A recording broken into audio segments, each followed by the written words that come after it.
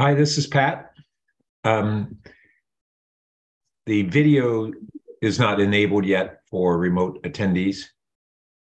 They were just turning it on, I think. Thank you. And here's Mr. Darrell.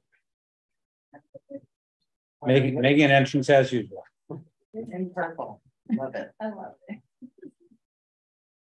There we go. Hey, good. Good seeing you. Perfect time. Okay.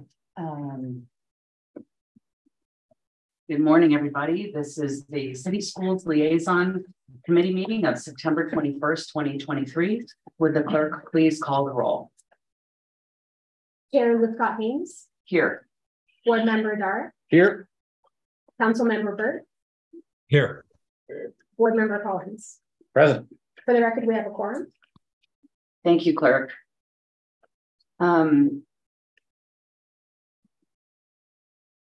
I want to open with an acknowledgement that we've all read the reports of two recent accidents involving school children in our city on bicycles being hit by motor vehicles. Does the clerk call the meeting to order? Do I call it? I call the meeting to order. Or that I won't be entirely there. Okay, I'm calling the meeting to order. This is the City Schools Liaison Committee meeting. That's okay. And That's good. I like that. I don't know if it's a bug or a feature. I thought that voice was just in my head. It took the Time Warp wormhole. But you see what I've learned since June. In June, I was asking who calls a meeting to order. By September, I figured it out. Okay, so to bring us back, what I was trying to say was, in all seriousness, that we have all read the reports of two recent accidents involving school children on bicycles being hit by vehicles. The matter will be addressed in our city update agenda as item C in a few minutes. But as a matter of compassion for all affected, I wanted simply to open by noting that these matters are of deep concern to every one of us, and the committee sends its respects and compassion to those injured and their loved ones. Since the item will be a part of the city update in item C, I invite those of you who are here to make public comment to comment then, after you've had a chance to hear from the city, rather than speak in public comment now. You are free to do whatever you want, but that is my invitation. And here come more folks. Okay, terrific. It seems to make sense procedurally for this topic to all be addressed in the same time frame. So it's not going to mean waiting very long. The city update will be in just a few minutes. So what I'd like to do right now is open for public comments on items that we will not be discussing in this meeting otherwise.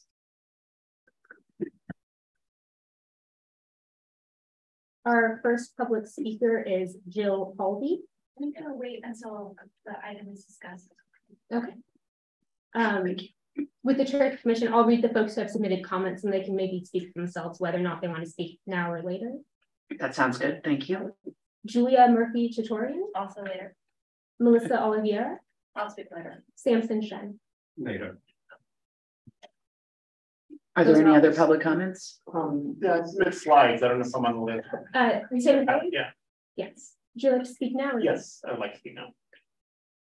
Is there someone I should speak from? Or? If you want to just sit up here, but you don't have to turn it on. Okay. What does the owl pick up without? It does. Okay. So you are on mic. Okay, yeah. Okay. Well, I wanted to talk about an issue at a Loni elementary school. And this is the picture right now of the Loni school entrance where basically the K1s and some of the 2-3s come in. So the issue, this is from basically coming from Lewis towards the school on Amarillo. So as you can see in the picture was taken slightly after like a really close call. So the car on the sidewalk, if you see in the front, you can see a scooter that's just passing by. So what happened was the scooter went around the girl running. And at the time, the car was off the curb on the basically on the street, and the scooter went within 5 or 6 inches of the car. And then the car started rolling forward and ended up rolling onto the sidewalk, narrowly missing the kid on the scooter. So I feel like there's 3 main issues here. One is this rolling curve is actually much shallower even than most of the rolling curbs in the city or in the residential area, which makes it really hard for the cars to even know they're on the sidewalk. When I've asked drivers not to drive on the sidewalk, the reaction is usually, oh, I didn't realize I was there. Because with the tilted street and a very, very thin sidewalk, it feels more natural to drive on the sidewalk than drive on the road. The second thing is most of the people in the cars, because they're waiting in line for drop off or pickup, are looking at their phones and not necessarily looking at the surrounding area. So they're not aware that there are kids very, very close to their cars. And the third thing is these are really young children. These are 5, 6, 7-year-old kids that aren't capable of noticing the difference between a car with brake lights and a car not with brake lights, which changes whether the car's parked or the car's idling and about to move forward. And these kids will treat those cars like they would a parked car and assume that they're just sitting there and they're not going to move and are just surprised and have to react when the car suddenly rolls and moves right in front of them. The next slide, please. So there are a couple things that I would suggest, but obviously there's probably other things. One is that just having it be a vertical curb, very similar to what we have downtown, places where there's lots of pedestrian traffic, we typically have a flat curb to avoid cars accidentally rolling in. And the rolling curbs are typically in residential areas, but because it's in such a high traffic area, it feels like maybe a flat curb would be better.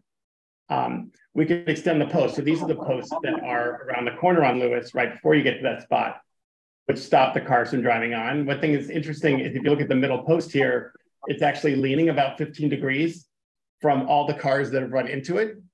And to hit this post, you actually have to drive over the warning bumps for the visually impaired people that's actually technically part of the sidewalk. So you can see that every car that's hit this post, and I would guess there's probably 100, have all driven all the way across the visually impaired warning spots to hit that post on the turn. And then lastly, just really cheap portable posts that you can screw in, which I believe they have on 101 at the Middlefield exit, or you see it a couple other random places around the city. I don't know or right in front of Green what those are, but something that just visually tells the driver and physically a little bit like, hey, you're actually driving on the sidewalk. So I just want to bring it up. It's something that I've seen pretty much every morning, and with the recent events, it just I felt like we should at least bring the issue up. So thank you. Thank you. Thank you. Thank you, Tim. We have no more requests to speak. Okay, thank you so much. Item B is to approve the minutes from our June 15th meeting. May I hear a motion? I move to approve. Second. All in favor of approving the minutes, say aye. Aye. Aye. Aye. Madam Chair, Yes. I'm just wondering, and maybe this is the clerk's office question. Put your mic on. Because we have a remote participant, do we need to do roll call voting? Let me submit that I think that we do. Okay, thank you. Let's do roll call voting. Chair Lithcott-Haynes. Here, yes. Board Member Dara. Yes. Councilmember Burt. Yes. Board Member Collins. Here and yes. Motion passes. Thank you, Board Member Collins, for keeping us in line. I appreciate you. Okay, the minutes have been approved. Now we turn to item C, city and district reports. If the district doesn't mind, I'll invite the city to go first, since we have a number of people here to speak in public comment and response in part to the city report. So please take it away. Good morning, Chantel Cotton-Gaines, Deputy City Manager. Good to see you all. We have just 2 updates this morning. I will start with Coverly being the first one. The City Council will be discussing Coverly at its October 16th meeting. We previously had something set on a closed session, and the City Council made the decision to bring that as a public item first. And so that will be happening, and it is of public interest. So we wanted to make sure that folks that are listening in on this meeting knows that that'll be a discussion the City Council has in a few weeks on October 16th. The other item, to Chair Lithcott-Haynes' point, is noting that there is a lot of discussion around some of the traffic safety concerns at the local schools, that the transportation safety meeting, which is a combination of our Safe Routes to School, some folks from our police department, as well as our transportation office and folks from the school district and the parent volunteers that help with the Safe Routes to School program. We'll be having a meeting next week at 10 a.m. on September 28th, and we'll be able to discuss some of the specific recommendations that have come related to the recent incidents. So we also have Mr. Philip Cami online if the committee has any questions about that meeting. And if the clerk's office can enable his video, that would be really great. And I know this isn't a full agendized item for today, so we won't go into deep details on it. But if you have questions, Mr. Cami is here to take those.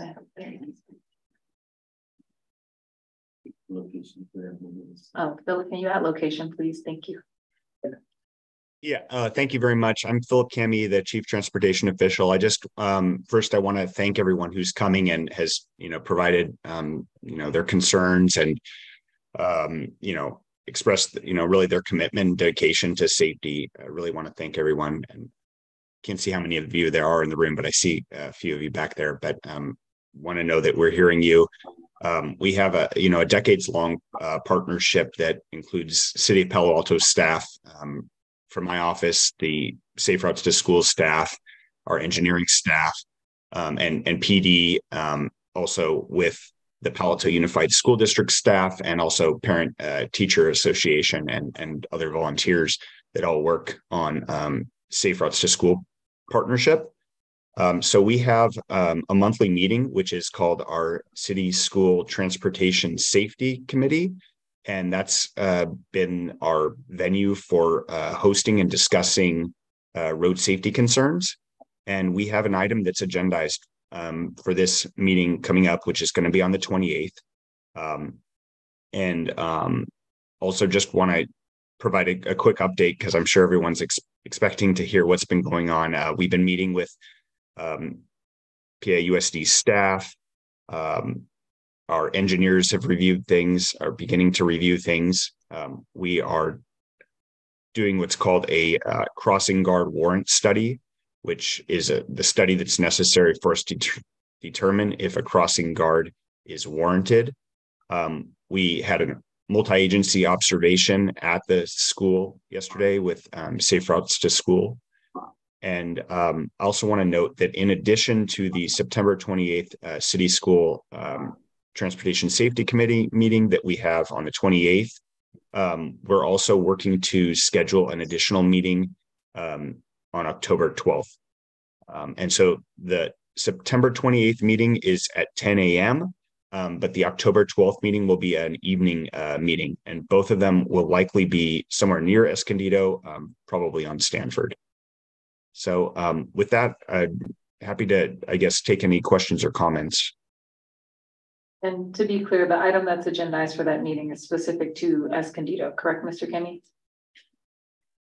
Yes, on the September 28th meeting, we have an item that is specifically agendized for Escondido, and then the October 12th meeting would only be Escondido. Thank you. Let me ask my colleagues from the district if you have any aspect of your report that you would want to make at this time. If not, we will turn to any questions we might have of Mr. Cami, and then we'll turn to public comments. I'd suggest getting the public comment as fast as possible. Yeah. Okay. No questions then for Mr. Cami? Okay, terrific. Let's move to public comment on this particular update, and then we'll return to other city updates and other school district updates. Our first speaker is Jill Paldi. Can I defer to Melissa first? Yeah, Sure. Okay. Right.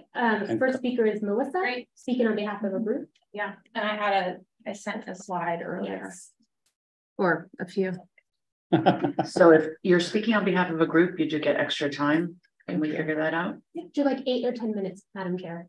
How much time were you in? Somewhere in that range. Okay, why don't you take 10? Perfect, thank you. Okay, great. Perfect. We can go to the next one. And the next, I might have gone slightly overboard here, but okay. Good morning. Good morning, Board of Education, City of Palo Alto Unified School District, and anybody else who's listening right now, maybe Stanford University. I wanted to introduce myself to this committee. I'm Melissa Oliveira. I'm here with my husband, Joe. He'll be speaking momentarily.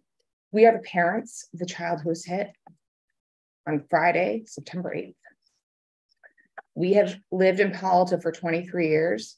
And on that afternoon at dismissal, our son was crossing the street in the crosswalk and was hit by a car, and he lived.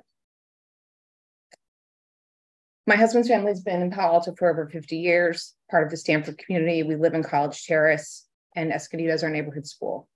I'm the Director of Communications, College Terrace Residents Association. We are active members in the Escondido elementary community. I wanted to provide more context of what happened when our son was crossing. He was crossing diagonally, and in the morning, it's an all-way stop.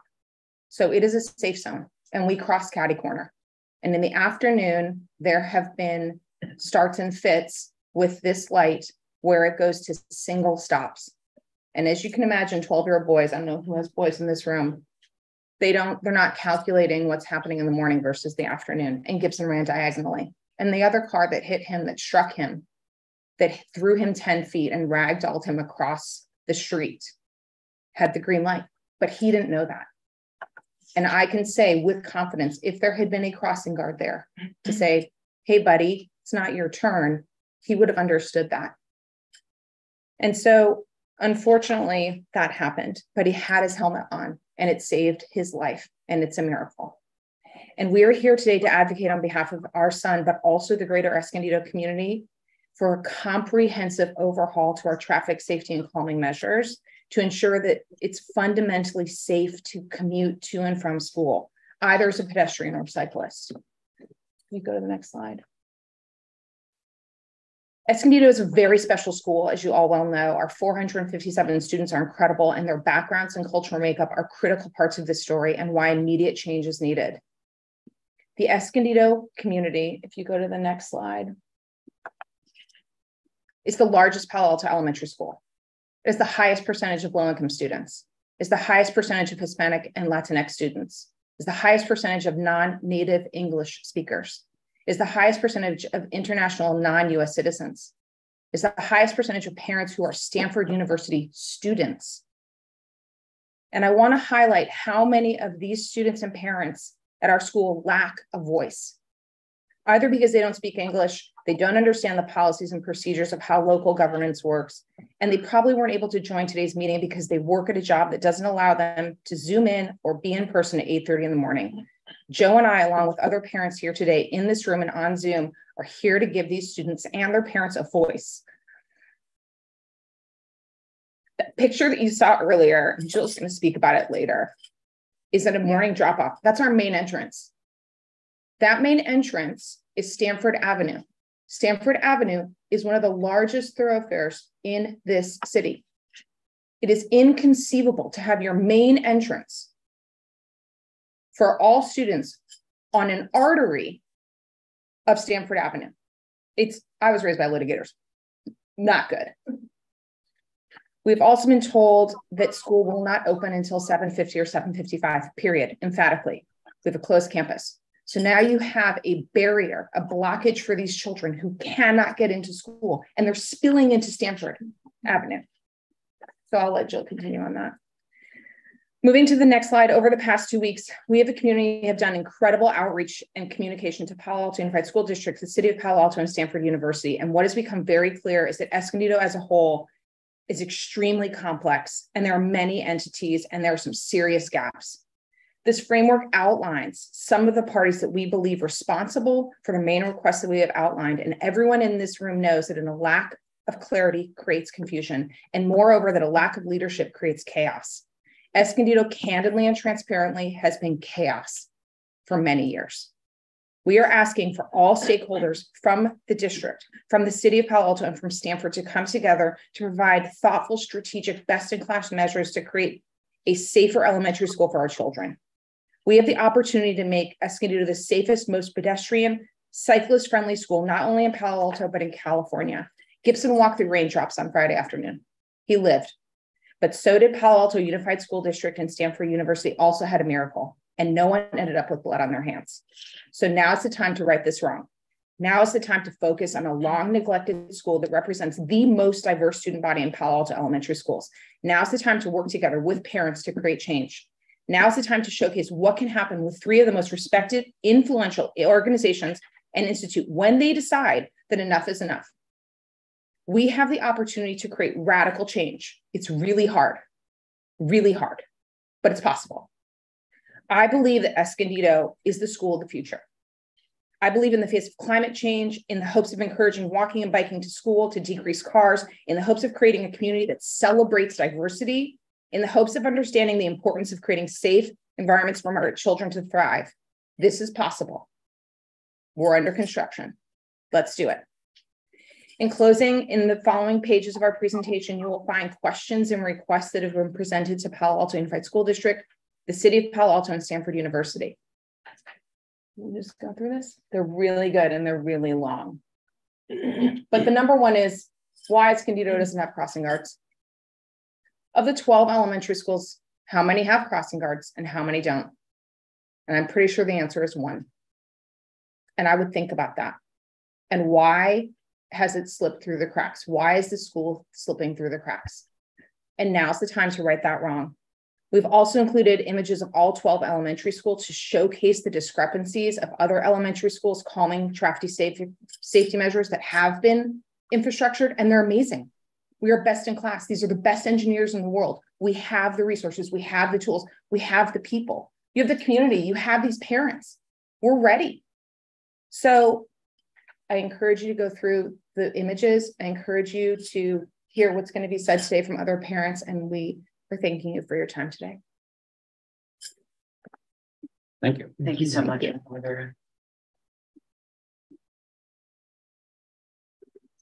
Our next speaker is Joe Oliveira. Good morning. Thank you for having us. I am Melissa's husband and father of Gibson, who was the son who was hit on the other day, Friday, a week ago. And what I can add to Melissa's comments, because I echo them directly, is that I've been here since 1964. I grew up on campus. I went to Nixon, and I was a crossing guard. So, and I also live on Stanford Avenue. So it kind of, I can add color to this. Stanford Avenue, from all perspectives, not just the school, has an overwhelming amount of traffic that comes through it on a daily basis. I don't know if the number is 12,000 or 15,000 cars, vehicles. Now e-bikes, Marguerite shuttles, all these things compound and add more confusion and more traffic safeguards that need to be taken. I can't imagine that after all this time, bearing witness personally to all of these things, I've become complacent. So me, I think it's just normal that cars zip past. I think it's normal that we don't have a place to drop kids. I think it's normal that there's a throat of Stanford Avenue that becomes shallower as you pass through the school. The bike lanes become gone. They're encouraged to either take the sidewalk or go in a little green line. So there's no division as you pass through the school. So I don't need to get any further into that whole thing. Melissa's comments are exactly my comments. The color that I add is that I bear witness to that street for over 55 years. And I appreciate your time. Thank you so much. Thank you. Thank you, Mr. Oliveira. Our next speaker is Jill Palsy.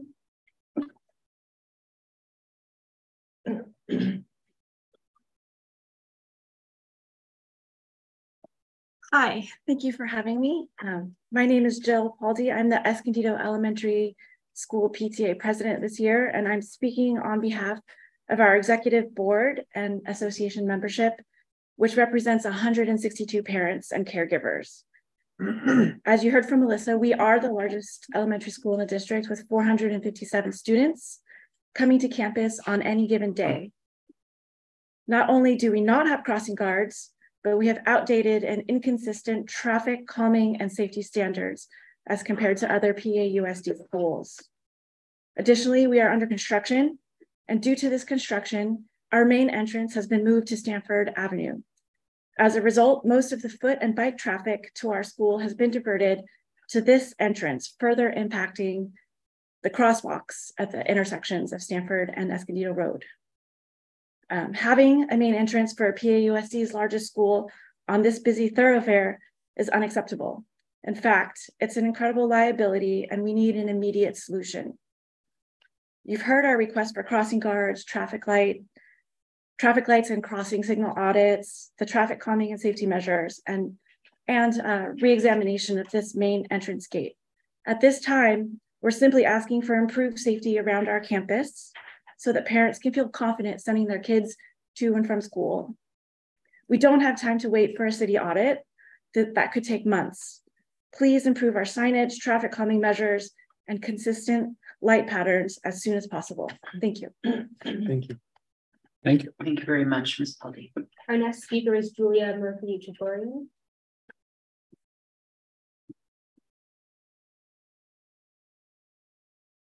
Hi, I am Julia Murphy-Chatorian. I've been a homeowner in Palo Alto since 2009, a PTA volunteer for the last 7 years, including during the pandemic. I was the president from 20 to 22. I also witnessed the child's accident on that Friday. I was one of the cars that saw him struck and stayed for the police report. The problem we have is that we have very inconsistent traffic lights for children. They should know, like, how to get to school, the safe route to school, and be able to count on that to be the safe route home, no matter the time of day they're going to or from their school. There should be some kind of clear ingress of bike and pedestrian pathways. Young children do not have developed observational skills or traffic knowledge and judgment, so they should have just an obvious route to take to school, and there isn't clear demarcation of that. The city has done a good job, like if you look at Green Middle School, of making it obvious where the bikers should be going to get to and from school. But this kind of thing doesn't exist at our elementary school, where the kids have less knowledge and less experience. And I also propose that Stanford Avenue become a true bike route where you eliminate the parking on the south side and you make the bike paths wider and maybe divided and green, so that all of the traffic for going to the middle school, the high school, to and from the elementary schools know where to go and have a safe route. And that is my comment. So thank you for your time. Thank you. Thank you. Thank you, Ms. Murphy-Chatorian. Our next speaker is Samson Shen.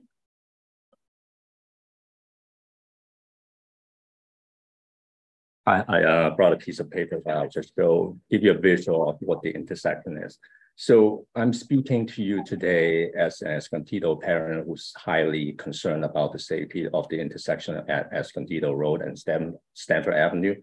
The crosswalk lights are set up in such a way, as mentioned earlier, doing most, I emphasize most, but not all, of the drop off and pick up, the walk signs crossing Escondido and Stanford turn green at the same time, which means that lots of adults and kids got trained into thinking that they can cross in both directions at the same time. At other times during the day, the lights are set up in such a way that the lights only turn, the walk sign will only turn green in one direction. It's extremely easy to get lured into thinking that the walk signs are green for both directions, because 90% of the time, indeed, that is the case. But the problem is when that 10% happens. And it happens often enough that it is a problem. And just last week, I think it was either Wednesday or Thursday, that during pickup, the walk signs were only green in one direction. And I literally had to yell to get my kid not to come back from the intersection. I myself got good cognitive ability and know all the traffic rules. I'm telling you all of that, not because I want to tell you that I'm awesome, but rather, if I can make that same mistake as an adult, fully cognitive adult, what chance do the kids have? And I've made that mistake for more than one occasion also. So I've always said in the past that this intersection was an accident waiting to happen. The unfortunate thing is that it took the accident for me to finally come speak to you. I ask that you fix that light at the intersection. It's not difficult, it just takes the will to do it. Thank you. Thank you, Mr. Shen. Our next speaker is Angie Evans.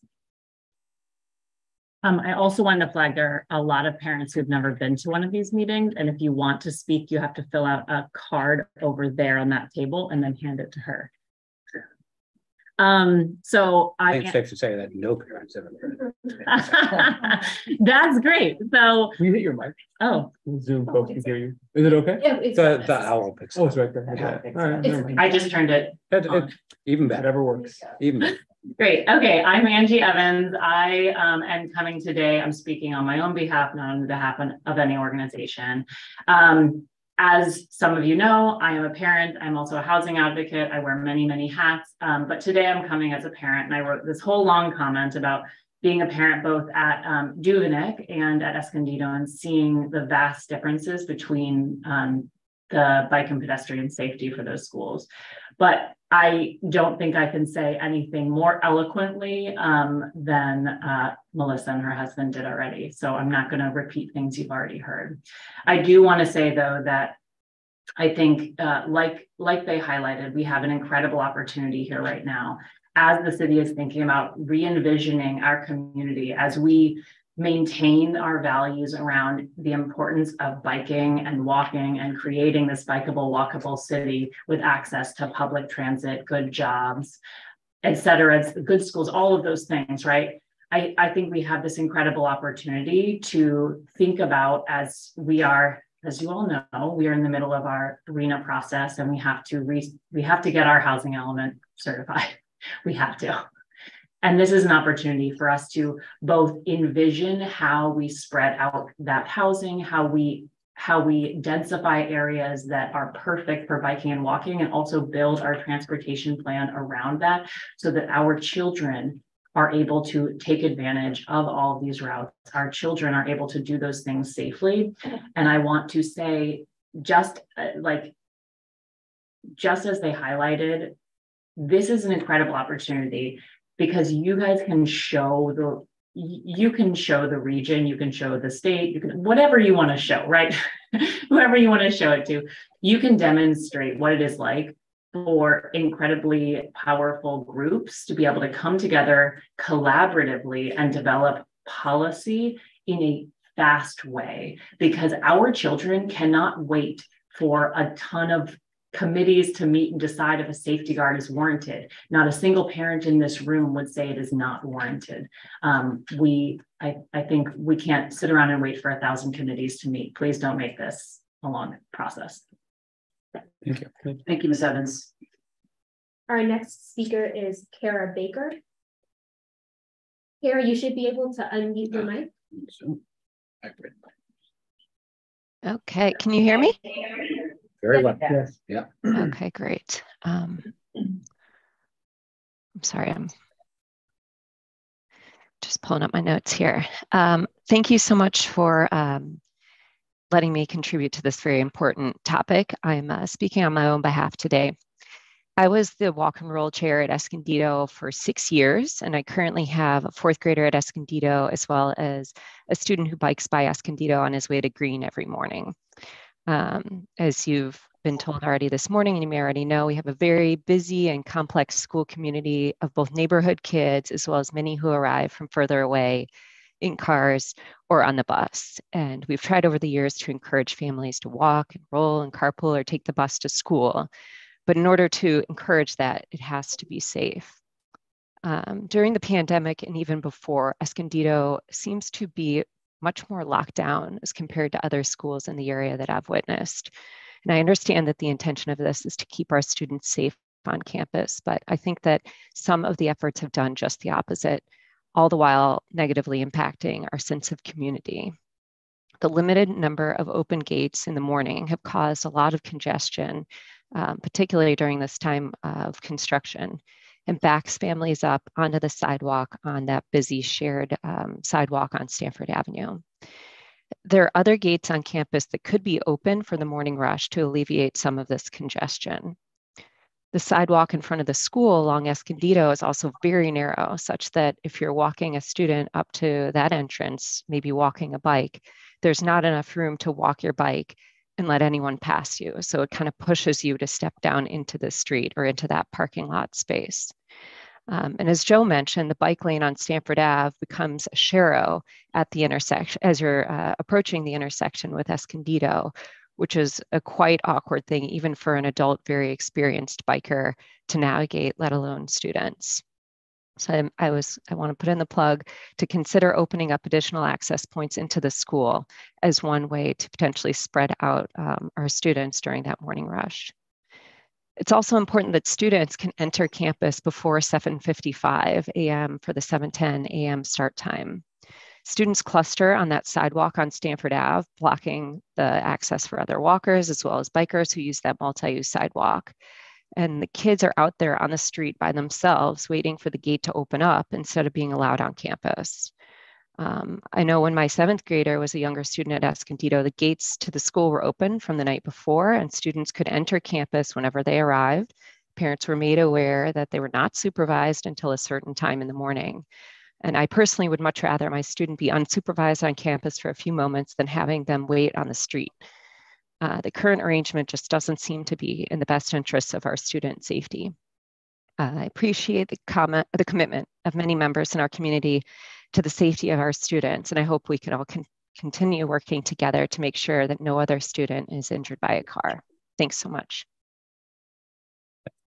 Thank you, Ms. Baker. Our next speaker is Audrey Smith. Audrey, you should be able to unmute your mic.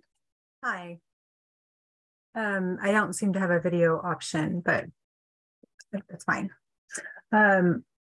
I wanted to reiterate mostly what the Cara just said about the entrances on campus. I was also a commuter through that same area and experienced lots of times being frustrated about, oh my God, this takes so long. Why is it 4 ways sometimes and 2 ways? Other times it's also confusing for pedestrians because even when I do have the green light to turn on Escondido, I often find that adults in particular are just looking at the green light and they will just run right across. And it's terrifying. You're always afraid you might accidentally hit somebody, and particularly a child. But most people are not looking at the walk signal, they're looking at the light. I'm stunned at how few entrances we have, considering that so many of the students come from come from Stanford. There's actually no way to enter from Stanford without going out of your way to go to a crosswalk. So, of course, the only thing they do is cross through the parking lots or across the streets. To make the only path of travel to take further time out of your way to go to a crosswalk is absurd. And during the construction, we have lost the sidewalks, which again is absurd. The only way to access from Stanford is to go through the parking lot or walk with the car traffic. We do have gates at the back of the school where half of the classrooms are, which would make sense, but again, those are locked and not accessible. 2 entrances for this size of a population seems absurd. And then of course, having them on the 2 major thoroughfares is even more bizarre and thoroughly discourages walking access or biking access. And as a family that live nearby, the reason we do live nearby is to drive, is to do anything besides drive, but I would not trust my child to be able to do that or other drivers to do that safely. Again, just to reiterate the inconsistent light patterns, the light flashing saying no cross may help. I think the 4-way stop is utilized regularly in the morning. I'd see most people cross diagonally. And if we don't do that in the evenings, at least having some sort of emphasis that it's not a 4-way stop would be really helpful. We have to have entrances, since this does serve the Stanford community, having access for them would be really useful. And I just wanted to note that the agenda login access does not work, where it says login here, that logs into a broken link for the city council. So just a FYI, so more people can join in the future. Thank you. Thank you. Our next speaker is Chris. I want to thank Ms. Smith for speaking. Before you speak, Chris, let me just ask the clerk. We will close public comments after this speaker. So anyone else wishing to make a comment, please get your card in before this speaker is done. Thank you. So just to clarify, you mean you'll close accepting cards? Everybody who's put a card in is going to speak, right? That is exactly what I meant. Thank you. Thank Just you. clarifying. Thank you. Just addressing I'm sure some nervous people. I appreciate it. And being a relatively new chair to this process, I also admit to a few nerves myself. Chris, you should be able to speak. Okay, great. Yes, thank you. Yeah, my name's Kapil Jan. My wife, Crystal, and I are parents. We live in Palo Alto. My wife's a student at Stanford. And I appreciate the chair's comments about being new. We've never been, or nervous. We've never been in a public comment. So I appreciate everyone welcoming a wide range of opinions. As has been stated by other speakers, I can't really add anything to, the words of the parents directly and other folks that have spoken so eloquently on the merits of all of these ideas that have been discussed here today. And really the main point that I wanted to convey into the process is really more technical around timing. We're not really familiar with town processes. And, of course, there is a process for, quote, normal business where, you have sort of a committee. I think the prior town speaker talked about having a committee to warrant study the idea or the project. And, that's all fine. We understand why there's a normal process, a normal due course of business kind of process to handle this. But I think what's troubling to my wife and I, and to maybe many parents is, the lack of understanding of, what resources are there for a parallel kind of emergency process, a process to take action during the pendency of whatever decision comes out of the normal course of business process, particularly in something where we're talking about the safety of kids. It seems like it's a continuing present harm. I just dropped my kids off at school. And so you always have, a thought that goes on in the back of your mind. And so if it's something as simple as someone in the town just needs to pick up the phone and just get a guard out there, using some kind of emergency funds, emergency resources, whatever, for a few weeks until the normal process can return some kind of result, it seems like a no-brainer. And quite frankly, we're shocked because it just seems like a massive liability. I think one of the speakers before said this was an accident waiting to happen. Well, now the accident has happened. And so essentially the hot potato is owned by the town, by all of us. God forbid something like this happens again today at pickup. I'm not sure what happens next. So it seems like this is just a massive liability that's just sort of at this point, it's possibly even a legal issue. And so I would urge everyone to kind of think about that if there is some kind of parallel urgent process that's warranted in a situation like this. Thank you. Thank you, sir. Thank you. Our next speaker is Ali Bone.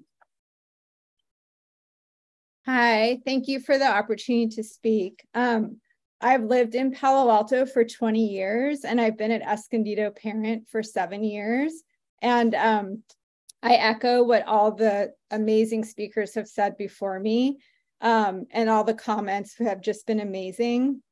And what I just wanted to say was that the Monday after the accident happened, I was shocked when I took my child to Escondido that there was no police officer at the intersection where the accident happened, no teacher, no cross guard, nothing had changed.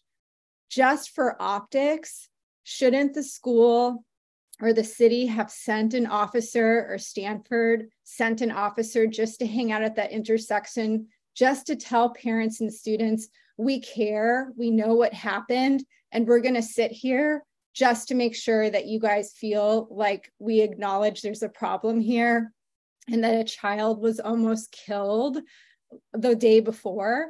Nothing. I've sent emails to Stanford. I've sent emails to the school. I get zero response. Even today, to this day, there is no police presence. There was a police officer last week, who was giving tickets to jaywalkers, to parents and students. They weren't even near the intersection where Gibson was hit by the car. And so I'm saying there is no time for a study.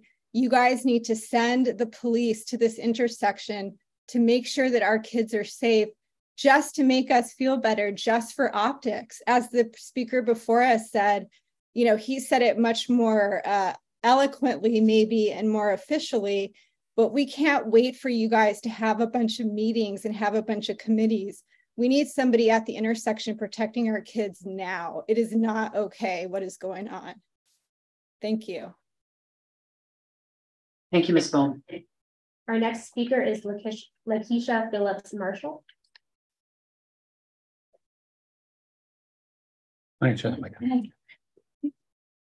Good morning, everyone. I am Lakeisha Phillips Marshall. I'm a parent of 2 children at Escondido. And this year I have the ability to drop my kids off and be with them waiting for the gate to open, which I see is needed.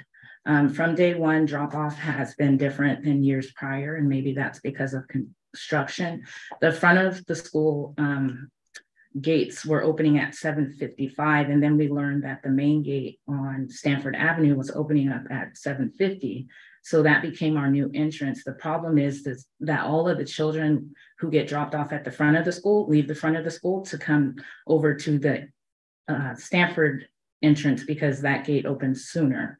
The number is overwhelming. Even the bus kids, which are about 25 kids, come over to the side gate. There was a picture, and on other days, there can be like 40, 50 kids just hanging out, waiting to get into that gate. Sadly, the Monday after Gibson was hit, the front office decided to go to 7:55 at the main gate. So there were tons of kids just waiting, and I went in there to ask them because a child had been hit, and it didn't make any sense that there was a growing number of students who were just waiting to get in the gate. So the gates need to be open sooner, and our children must feel safe. Sadly, a child had to be hit for this issue to become a priority. We are all here in the room for a solution, and I hope that you all hear our cries. Thank you. Thank you. Thank you, Ms. Phillips Marshall. Our next speaker is Audrey Smith. Hi, I'm Dee Greif. Thank you for letting me speak. I just wanted to say I also grew up here. I went to Nixon, and at the time, most mothers stayed home and they came and they picked up their children. And now I'm a working mom, and it makes a really big difference to me to feel safe that my child can walk home, which is only a 10-minute walk, as opposed to, you know, the hour or so of time it takes out of my workday. You know, by the time I have to, you know, drive, find parking along all those small streets on College Terrace that get very crowded at pickup time, you know, get out and walk. There are 2 different pickup times for the kids. My kids, you know, end at different times, and then get back home. And that process of, you know, parking along the streets and getting out is less hectic than trying to go through the drive-through where, you know, all these kids are walking through a parking lot and cars are stuck on a line behind each other until every car has their kid and can go out one at a time, and often get blocked by, you know, having their kid in the car, but the car in front doesn't have their kid yet, so you have to wait behind them. So I just want to say that it's also that making this safe is an alternative that will help with traffic decongestion and helps free up a lot of time for parents who, you know, do need to work. Thank you. Thank you, Ms. Greif. Thank you. Our next speaker is Rachel Maldonado. Hi, good morning, and thank you. My name is Rachel Maldonado, and I'm the mother of 2 children at Escondido Elementary School. At the beginning of the school year, due to the lack of parking and a congested drop-off circle, the school sent out messaging encouraging families to walk, bike, and roll to campus. My 5-year-old Kinder was so excited to use her new Big Girl bike on her first day of school. However, the lack of dedicated bike lanes, congested intersections, confusion, and changing signals created the perfect storm for chaos and injury.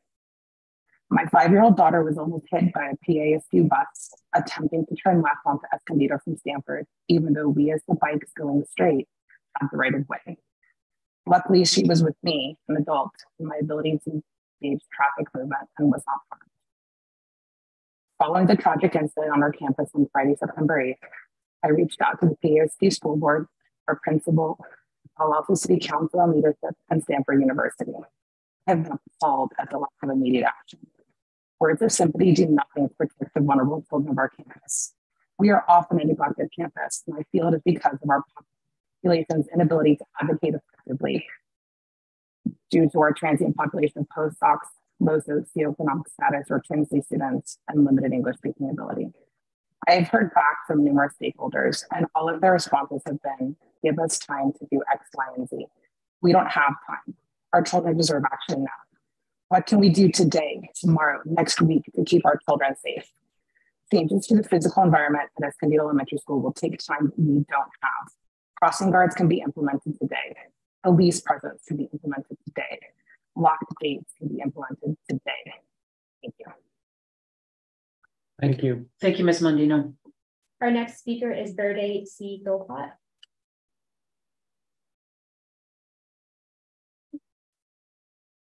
Thanks for having me here. My name is Verde C Golc, also known as Chris. I'm a homeowner in Palo Alto, and I've had kids at Escondido since about 2015. And that's one of the reasons I'm commenting here. Almost every year I hear ideas around getting crossing guards at Escondido. And it's, that's been dropped somewhere along the line. So definitely want to thank Melissa and Joe for spearheading this and getting the ball rolling, which one of the things I wanted to comment about is a clarity into the processes. It seems like there are a number of different organizations who need to come together and make this happen. And it's not really clear where we are in terms of the process. So if you guys can make that clear for us as parents, that we can monitor and just help keep the ball rolling. And then the second thing is just the urgency. Right now, I don't even think the amount of traffic that we're seeing there, it has peaked. I don't know if you know, but Stanford hasn't actually begun their school year yet. So we expect traffic to even increase even more. So I think there's a lot of urgency to this. And so if you guys can really help us with this, I think we would really appreciate it. Thank you. Thank you, Mr. Kopar. And our final speaker is Sybil Diver. Good morning. My name is Sybil Diver. I teach at Stanford in the Earth Systems program. I'm a Stanford alum. I live 2 blocks away from the Escondido School campus, and I have a 3rd grader at Escondido. And I've lived in my home. We own our home here since the last 7 years. And I want to speak as someone who's very strongly connected to this area. I'm recalling my days here as a student and also now as a parent about the urgency of taking some strong precautionary measures right now. I start my classes on the 26th. All the students are moving in now.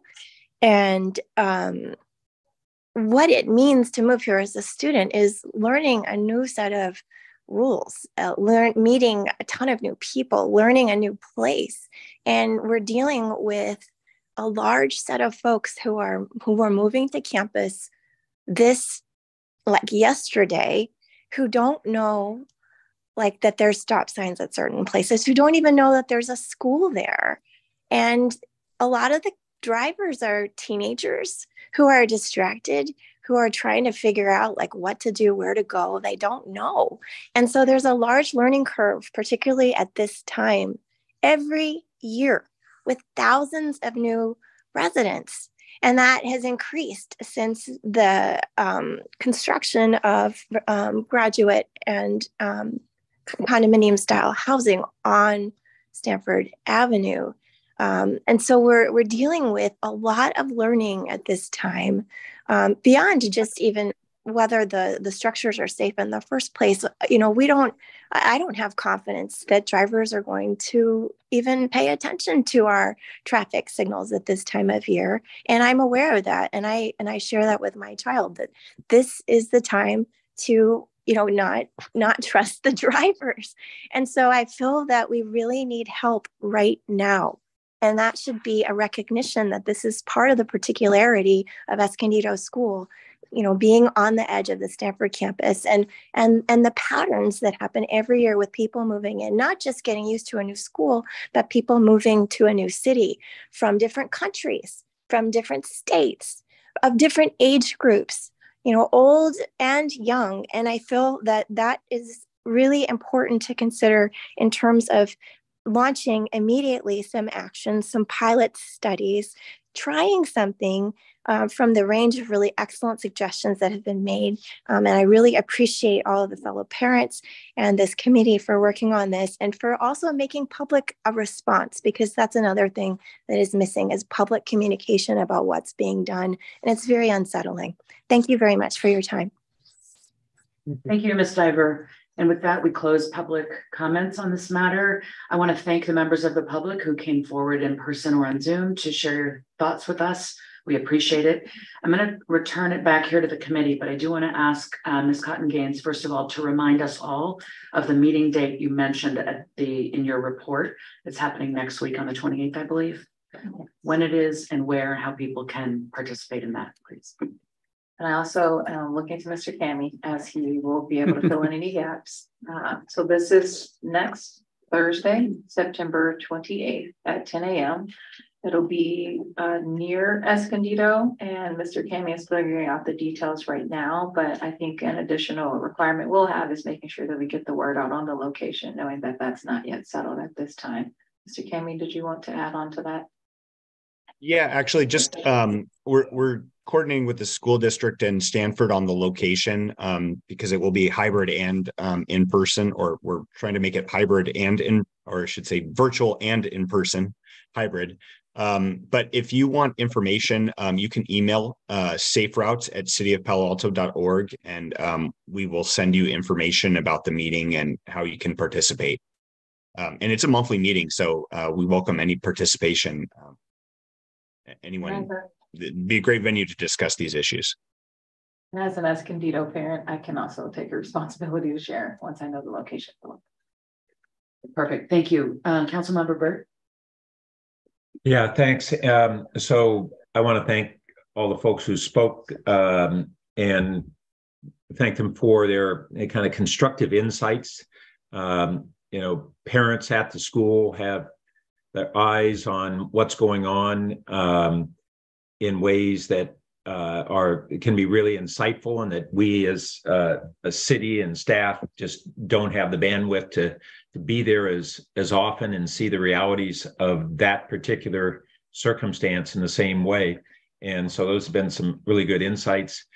I would, as I think through this, you know, we have certain things that we may be able to do in the very near term, others that are medium term, others that are longer term. I think there may be expectations that some of the medium and longer term things can happen quicker than is actually possible. But the near term ones, I think we need to make sure that we're pushing aside any bureaucratic barriers that might normally exist, so that we can make them happen quicker. And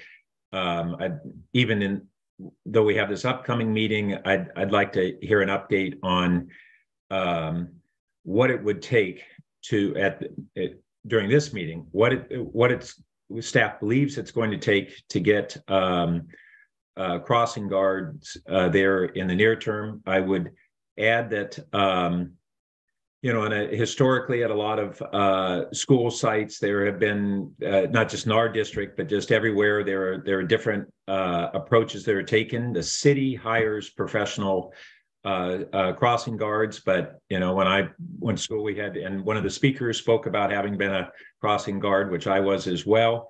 That may not be permissible today, but parent volunteers can help monitor the situation in the near term and just make sure kids are having that adult supervision at those critical times. That might be an option just in the very immediate period until we can get a crossing guard there. And we also heard about the issue of due to the construction going on there and the changes to both the entrance to the school, the locations, and the times that the gates are open. And I'd be very interested in hearing from district staff on whether that can be addressed in the immediate term. And then the other thing that I've been aware of is that during COVID, we had cohorts of students who didn't get the normal walk and roll training that our incredible Safe Routes to School program has done. I just want to say that for parents who don't know, and this doesn't alleviate the issue at this location and the need to address it immediately, but more broadly, our Safe Routes to School program has been this huge commitment by this community and the city and schools for over 20 years. And it is literally a nationally recognized leader in these initiatives. But that doesn't mean we don't have a problem that has been overlooked here that we need to address right away. So I guess I'd be interested in hearing from both our staff and PAUSD staff on those most immediate things that might be able to be done while we aggressively move on medium and longer term initiatives. Let me take that. I'm really glad in the presentation that was made that also Stanford was included because we need to try to pull them in as well. Some of these streets and the school site itself are on Stanford land, and they won't be as full of a partner in this as the district and the city, but I think it is important, and they have an obligation, as was pointed out. The high turnover in student population here because of the nature of the Escondido parents is an unusual factor, and we all need to figure out how we address that on an annual basis so that we make sure that all those new cohorts of students are getting exposure to and help that will help them adjust to a new environment quickly. Thanks. Yeah, if I could, thank you, Councilmember Burt, and for the folks in the room as well as online. I'm Ed Shikata, City Manager. Let me just add my thanks to the others for your participation this morning. As Councilmember Burt pointed out, your comments and perspectives are really bring light to these issues that, again, none of the rest of us could possibly have. So thank you so much for that. And at the same time, I'm deeply regret the fact that the circumstances that you've had to endure in order to find this meeting and engage in this conversation. So that's it. And I'll let Mr. Kami speak if he's able to any specifics. But that said, I actually think it's premature for us to be able to really describe the specifics of what actions we believe can be taken. As has been pointed out, it is really important for, as you've illustrated, that the city and the district be in sync on the actions that we take together. As Mr. Kami's pointed out, staff is already evaluating options and coordinating with district on next steps. I've been in conversation both with Superintendent Austin, as well as I know Mr. Kami with in touch with the principal and Eric Holm in terms of the construction ongoing, and on our side with our police chief, Andrew Binder. So again, I think the good news is that we're poised to be able to take actions quickly, and would simply like to request the ability for us to ensure coordination among the parties in our next steps. The And with that, Mr. Kami, feel free to expand on any particulars you have in mind. Oh, I did want to note that I think Mr. Kami made reference to email address. I think we're also responding to all of the emails that we've received with the information on the upcoming meeting, so that you don't need to send again. Know that we've received many, so appreciate that communication's already happened. Thank you. Yeah, thank you very much. I really appreciate that. And I just want to also note that Stanford has been involved in, it was actually involved in a site visit that was done yesterday with PAUSD and our Safe Routes staff.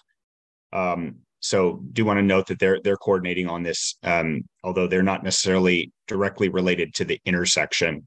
But just to note that we are working with PD, who manages the crossing guard contract, on figuring out what possible next steps would be to, if we determine that a crossing guard is needed there. We are doing a warrant study, and we've actually asked our consultant to stop work that they're currently doing in order to do that study. But PD is looking into what it would take to add an additional crossing guard. The one crossing guard that Escondido does have is kind of far away from the school at El Camino Real. So, but really want to welcome people to come and talk at our city school transportation safety committee. Just to note that is really the purpose of that committee, is to kind of cut through some of this. I hesitate to say bureaucracy, but that's really the point of this Safe Routes partnership, is really to communicate on these issues across all of the different parties. So it's a great venue for everyone to come to if you're capable of it. So thank you all, and really appreciate your commitment. Further comments from the committee? Please, Mr. Clerk. I want to thank everyone for coming and talking, especially Joe and Melissa, and I'm very sorry about what happened to your son. Glad he's getting better and doing okay. Just want to address, I know it can be a little frustrating to hear us talk about all these things that are going to happen, and other committees and other people who are, right? The bureaucracy of public governance is frustrating. So I just want to say that I think everybody here is committed to making sure that we're moving forward quickly. I know it would be the desire to get a crossing guard now. And that's the first thought that always goes through my head. And, why can't we just do it now? We have so many patchworks of folks involved and entities involved. So I just want to echo what everyone has said. There's a question about what is the next step? And the next step is that meeting, that traffic safety meeting. So I just want to bring that back to the top and encourage folks to show up to that hybrid or in person, because that is where we're going to have people from, all these entities who have more granular information about what's involved in terms of the legalities and the practicalities and all that. So that's just my 2 cents there, but thank you all for coming. Thank you. I want to. Madam Chair, can I speak? Absolutely. Thank you. Thank you. I just wanted to point out I'm not preempting council member Wolfcott Haynes. It's just that the chair usually goes last. Yes, I was looking down and I did not see an indication that you wanted to speak. My bad. No, no. It was my bad. I just didn't want the audience to think that I was jumping in on you. Thanks everybody for coming out and speaking. That was great. Like I said, I don't think I'm 100% sure there hasn't been a presentation like this at the city school meeting. I mean, I've been in the committee probably 4 or 5 times in the last 8 years, and so this is pretty good turnout. I wanted to ask Ms. Chow. I don't know if everybody knows Ms. Chow. She's the Chief Business Officer at the district, and she is responsible for facilities, among many other things. And while I don't know how much some of these issues overlap with her domain, some don't, but she's the official here representing the district. So maybe Ms. Chow, could you talk about what the process is with the district and at the site, and maybe talk about, there were some proposals made about how things could be, things that could be taken sooner rather than later, that don't require a bureaucratic process. and whether, how that might be addressed and just within the district context.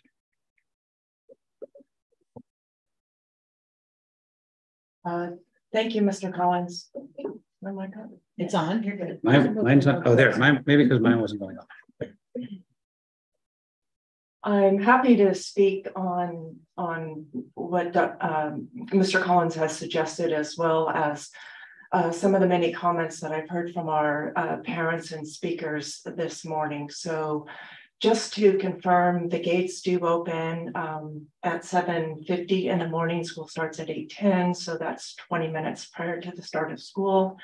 This arose due to first, out of the pandemic, where we actually didn't want people to congregate prior to the start of school and maintain social distance. Now we have that in place, and it's largely due to a supervision issue. We don't have folks, parent supervision or volunteer supervision or paid campus supervisors at the start of school or prior to the start of school. And like Councilmember Burt was saying, it takes time to potentially hire these folks who could be crossing guards. The same applies for the school district. Finding those folks to come and work every morning is a difficult task, but certainly something that we could address right away would be opening the gates and have parents acknowledge that the gates would be open to minimize large gatherings and minimize crowds of students that are gathering along the sidewalk, and to have them be on campus in an area that moves them into a safer zone off the street, off the sidewalk, and away from traffic. But that's something we can do right away. I can't speak to whether we'd be able to have supervision or at what time we'd have supervision for those students that are arriving early prior to the start of school. I know, and Philip Kemi has referenced, we did meet yesterday with folks to address this issue and how we could move forward with a safer process for ensuring students come to and from school. But we don't have something in plan, but we have what I think is very important to get this process started is a sincere desire to move this, address this issue and make things safer for all parents, students, staff, and even our community that is traveling up and down the street. So I just wanted to put that out. Thank you. I just have a couple additional comments. Building on what Councilmember Burt said, what we heard clearly from the community was a desire for some kind of short-term action to address what they view as a clear and present issue. And it's hard, as Mr. Jara correctly said, it's very hard for government agencies to do this. This is not what government agencies are set up to do. They're by design plotting and bureaucratic, because out of that you get fairness and sustainable solutions. But there needs to be, remember that book, Think Fast, Think Slow?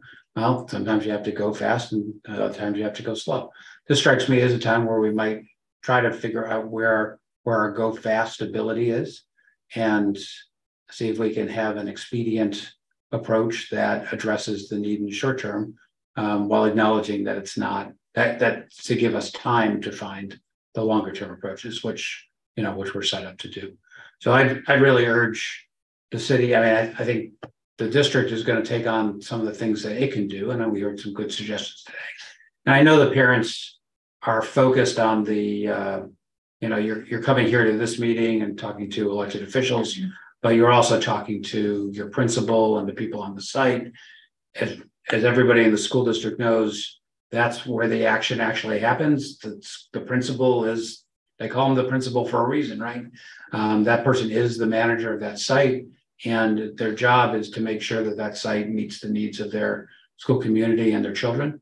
So so I really urge you to keep talking to your principal, and don't think that Carolyn or us or that we're making the decisions or somehow pulling the strings on this. We're really looking to Principal Crane to be the point person on this, because she, like you, understand this problem way better than any of us are ever going to. And we rely on her to aggregate your input and propose solutions that are going to work for the community and for the school district. So, you know, I think a three-pronged approach, we're focusing on that, which I know you guys are doing. It's the district doing the things that it can do in the short term, like opening the gates earlier. And I know I'm 100% sure there are issues with opening other gates, because I know how complicated this is at other schools, and it looks like it's trivial. It's not trivial. We have issues with other, you know, the gates are complicated as we've tried to secure the schools over the last several years in ways that we never have before. And, you know, well, it's always easy. Let's just open all the gates and then we'll close them later. You know, we had an intruder at another school because parents propped open the gate that was supposed to be closed. So it's not always a trivial slam dunk thing, but it's something we can look at, right? And I really urge the city to figure out, you know, if you've got a way to expedite some of your processes, or not, rather than expedite your processes, because your processes are what they are for a reason. It's to see whether there is a expedient process that can address the immediate need, as opposed to having to wait for the longer term process, correctly designed to take a long time, or at least a medium amount of time, to work its course. So we don't want to screw that up, because it's important that's set up to work a certain way. But do we have an expedient process to help address the need that we're clearly hearing from the community? Thank you for letting me make my comments. Thank you, Director Collins. And I want to thank all my colleagues and the members of the public who came. I don't have anything different to say, but nevertheless, I want to add, my son is an aide at Hoover Elementary, and today he's running a bike rodeo spot. One of the games that teaches kids, third graders, I believe, how to use their bikes safely. And I'm struck by the fact that the ongoing education that we're so proud of is underway, even as we're confronting a response to a tragic situation. I agree with everybody that there are longer processes that are afoot and that do take time, but that the interest in following our procedures that take time should not preclude us from acting in the immediate moment. As Director Collins put it, we need to have expedient processes when an immediate response is needed. For those who aren't aware, in this city schools Stanford relationship, it is the city of Palo Alto that has the contract with crossing guards. And while there are clearly reasons why Escondido is one of 12 elementary schools that doesn't have a crossing guard, and that needs to be studied, we need to understand why that is. Perhaps there are legitimate reasons. Perhaps things have changed since those legitimate reasons were articulated. That's the longer term study. It is clear that we have an immediate need, if nothing else, to reassure children and parents that this intersection is safe. And there's nothing like the presence of an adult of some kind in a badge or a vest of some kind with a sign of some kind standing there to help enhance the sense of safety and to enhance the sense that we're on this. And as I listened to the public, I was struck by the fact that the following Monday, there did not seem to be a physical manifestation representing the knowledge that something tragic had just taken place. And for all of us to level up our sense that our city, our district is on this. Sometimes it's these immediate gestures, if you will, that are not necessarily part of the long-term study or plan, that are in place for a moment or two until the long-term can be addressed. That can really help a city heal, help a community heal. So it is not the position, procedurally, it is not possible for this committee to direct staff to do something right now. So I simply want to add my voice to the request that the immediate short-term solution of whether a human being can be at that intersection to make it more safe, to enable safer crossings is something I hope staff will urgently study. I imagine that our council would be willing to entertain an augmentation to our contract with the crossing guards for the short or immediate term to bring somebody there. I'm speaking only for myself right now, but that is my wish.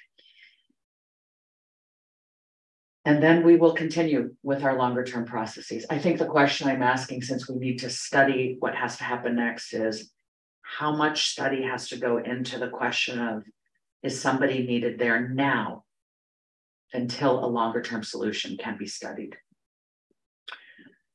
With that, anyone else on the committee needing to comment on this matter? Okay, so we're going to close.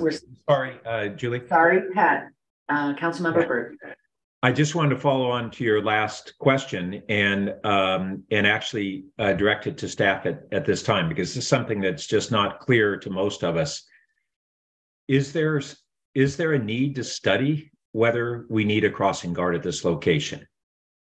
Or at least whether we need it in the near term. I suspect we need it in the long term as well. But I am interested in understanding what is staff's perspective at this point in time on the need, because then it really becomes an executive decision.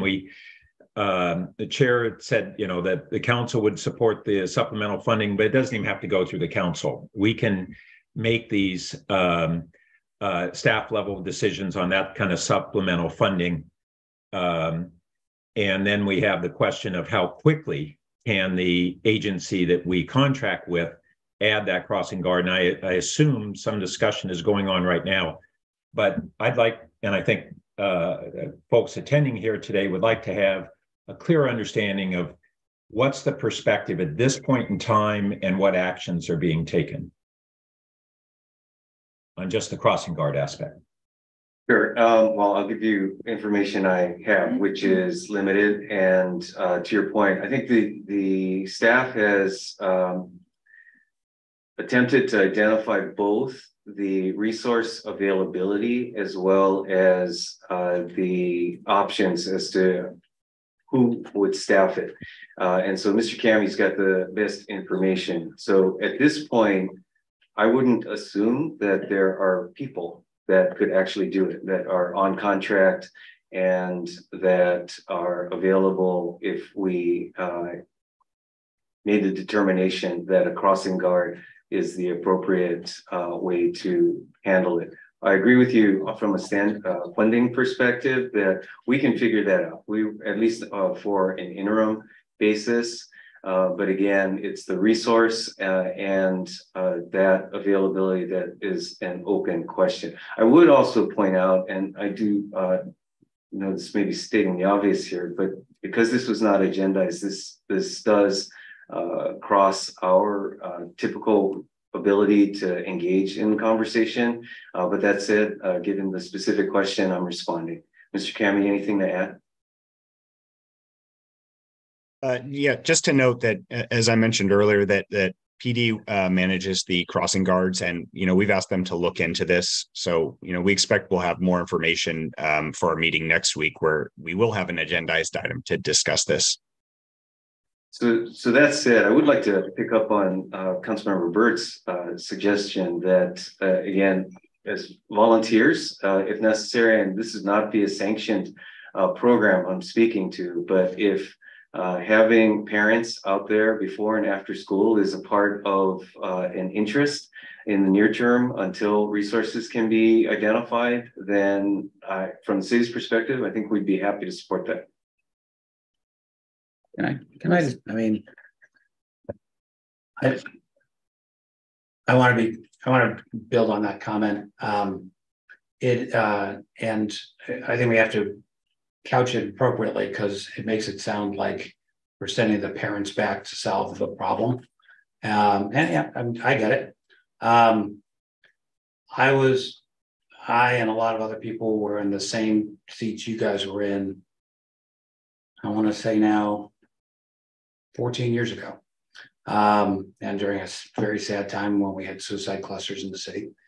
And actually, one of the things that mobilized me to get involved with the local district affairs was the parent organized track watch, which I know Mr. Chicago remembers about, which we did for, gosh, probably a year and a half, maybe 2 years, which is the time it took for the city to acknowledge that we had a long-term problem and put solutions in place, where they ultimately hired security guards to watch the tracks, and then ultimately replace that with a remote monitored video system.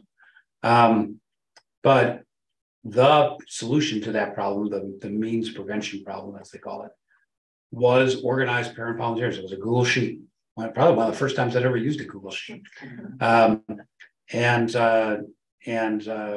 You know, signing up for your half-hour or hour slot to do that, you know, once or twice a week. And that's what we did. We did that for, you know, a year and a half. So I would love to see the schools and the city be able to do something sooner, but they're going to do what they're going to do. I mean, you hear elected officials doing what we do, and we'll do more after the meeting, but we can't make these guys do things. It doesn't work that way. And they have both their views and their rules that they follow. But nothing stops you guys from organizing to address this problem directly.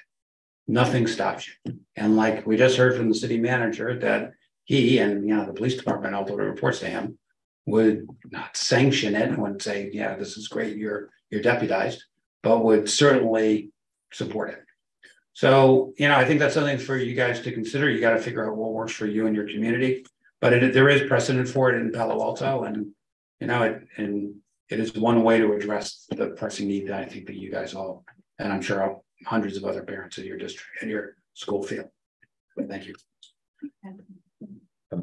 Councilmember Burt.